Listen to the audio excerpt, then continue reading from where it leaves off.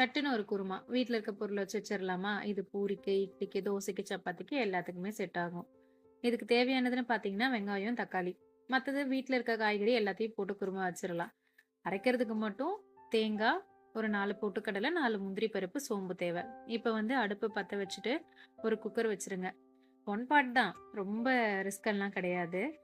நான் வந்து வெங்காயத்த வந்து தோல் உரிச்சு அப்படியே வச்சிருந்தேன். இத வந்து சாப்பர்ல போட்டு குட்டி குட்டியா கட் பண்ணிக்க போறேன். மோஸ்ட்டா வந்து கிரேவிக்கெல்லாம் பார்த்தீங்கன்னா, இந்த மாதிரி சாப்பர் யூஸ் பண்ணீங்கன்னா, ரொம்ப ஃபைனா கட் பண்ணி குடுக்கும். ஸோ, அதனால எனக்கு இது அப்படியே பழகிருச்சு. நீங்களும் ட்ரை பண்ணி பாருங்க. பெரிய வேலைலாம் ஒண்ணும் இல்ல. குக்கர் அடுப்புல வச்சதுக்கு அப்புறமே இந்த வேலைய ஸ்டார்ட் பண்ணா போதும். கடகடன்னு முடிச்சிரலாம். ஸோ, இதுக்கு நான் இன்னைக்கு வந்து சைட் பை சைட் வந்து பார்த்தீங்கன்னா, பூரி தான் ரெடி பண்ணலான்னு இருக்கேன். இந்த பக்கம் குக்கர் வந்து பத்த வச்சுட்டு, அதில ஆயில் ஆட் பண்ணிக்கிட்டேன். இதில வந்து ஒரு சின்ன கிளிப் மட்டும் மிஸ் ஆயிடுச்சு. பட்டை, லவங்கம் ஆட் பண்ணிட்டு, உடனே வெங்காயமும், பட்டாணி, 2 பச்சை மிளகாய் இத மட்டும் ஆட் பண்ணியிருப்பேன். ரொம்ப நேரம் எல்லாமே போட்டு வதக்கணும் அப்படின்றதெல்லாம் இந்த வந்து குருமால எதுவுமே கிடையாது. ஸோ பட்டை, லவங்கம் வந்து கொஞ்சம் ஹீட் ஆனதுக்கப்புறம், அப்படியே வெங்காயம், பட்டாணி, ஒரு 2 பச்சை மிளகாய உடைச்சு போட்டிருக்கேன். கொஞ்சம் வதங்குனதுக்கப்புறம், ஒரு 1 ஸ்பூன் அளவுக்கு இஞ்சி பூண்டு பேஸ்ட்டு. இஞ்சி பூண்டு பேஸ்ட் ஆட் பண்ணிட்டு, அதுக்கப்புறம் கொஞ்சம் அளவு லைட்டா வதக்கிக்கோங்க. கொஞ்சம் அடுப்ப மட்டும் சிம்ல வச்சுக்கோங்க. அடி பிடிக்காத அளவுக்கு. இந்த குருமா வந்து பார்த்தீங்கன்னா, ரைஸ்க்குமே ரொம்ப நல்லாருக்கும். 4 தக்காளிய வந்து சாப் பண்ணி சாப்பர்ல போட்டு நல்லா ஃபைனா சாப் பண்ணி கொண்டு வந்துட்டேன்.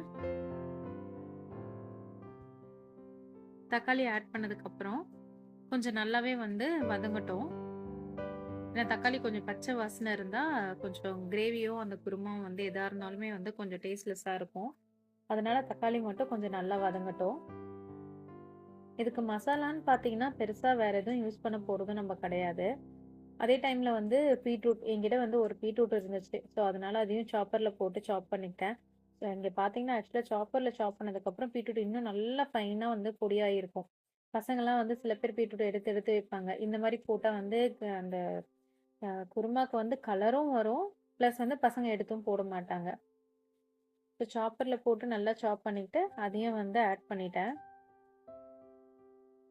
அதுக்குள்ள என் பிள்ளை வந்து எனக்கு ப்ரக்கோலி குருமா தான் வேணும்னு சொல்லி ஒரே அடம். சரி வீட்ல இருந்துச்சா, அதையும் சாப் பண்ணி எடுத்து போட்டுக்கிட்டேன். பசங்கள இப்படிதான் வந்து ஏமாத்தணும். ரொம்ப ரிஸ்க் எடுத்துலாம் சமைக்க கூடாதுங்க. இருக்கிறத வச்சு டேஸ்டியா சமைச்சுட்டு போயிட்டே இருக்கணும். இது இருந்தா தான் சமைக்கணும், அது இருந்தா தான் சமைக்கணும் அப்படிலாம் கிடையாது. பேசிக்கா குருமாக்கு என்ன இஞ்சி பூண்டு, தேங்காய், சோம்பு இதெல்லாம் இருந்தா போதும். சூப்பரா வச்சிரலாம். இது எல்லாமே வந்து லைட்டா ஒரு ஃபுல் மிக்ஸ் குடுத்துக்கோங்க. ஸோ இந்த வெஜிடபிள்ஸ் எல்லாமே வந்து நல்லா ஒண்ணா வந்து மிக்ஸ் ஆகட்டும். சைட் பை சைடு வந்து இதுக்கு தேவையான மசாலா, சால்ட் எல்லாமே ஆட் பண்ணிக்கலாம். நான் வந்து உப்பு, கல்லுப்பு போட்டிருக்கேன்.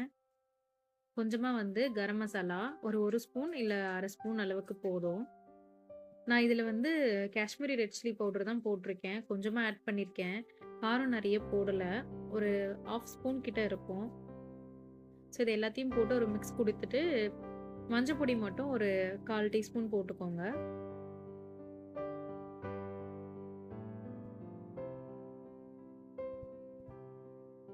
மசாலாலாம் வந்து ரொம்ப நேரம் வதங்கணும் அப்டின்லாம் கிடையாது. எல்லாமே ஒரு மிக்ஸ் குடுத்தா போதும். லைட் ஹீட் அவ்வளோதான். ஏன்னா எப்படியா இருந்தாலும் நம்ம வந்து பிரஷர் போட்டு ஒரு 3 விசில் விட போறோம். நம்ம தேங்காய் பேஸ்ட் வந்து அரைச்சு வச்சிருந்தோம் இல்லையா? தேங்காய், பொட்டுக்கடலை, முந்திரி, அதுக்கப்புறம் சோம்பு இதெல்லாம் போட்டு அரைச்சு வச்சிருந்தோம் இல்லைங்களா? அதையும் வந்து இந்த ஸ்டேஜ்ல வந்து போட்டுக்கலாம். ஸோ அந்த மிக்ஸி ஜார அலசிட்டு ஒரு 1/2 கப் தண்ணி ஊத்தியிருக்கேன். அது கூடவே வந்து பார்த்தீங்கன்னா, ஒரு 1 கப் அளவுக்கு தண்ணி போட்டிருக்கேன். இதுல இருக்க அந்த பொட்டுக்கடலையும் வந்து முந்திரியும் வந்து அந்த கிரேவி வந்து நல்லா பைண்ட் ஆக யூஸ் ஆகும். ஸோ லெட் போட்டுட்டு, விசில் போட்டுட்டு ஒரு 3 விசில் வரைக்கும் வெயிட் பண்ணலாம். நான் ஆல்ரெடி சொன்னேன் இல்லையா, பூரிக்கு மாவு பெசஞ்சிருக்குன்னுட்டு. ஸோ அதையும் தெரட்டிட்டு, எண்ணெய் வானல் வந்து சூடு பண்ணிட்டு, பூரி போட ஸ்டார்ட் பண்ணிட்டேன்.